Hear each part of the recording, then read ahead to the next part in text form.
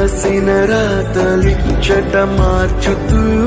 మార్చుతుంటే నేలపైన వింతలన్నీ నింగి కన్నుతో చూడరా ఈశ్వరా పరమేశ్వరా చూడరా ఎటు చూడరా మసకబారిన కంటి పాపకి ముసుగు తీసే వెలుగులాగా కాలమడిగిన కఠిన ప్రశ్నకు బదులు ఎదురవ్వ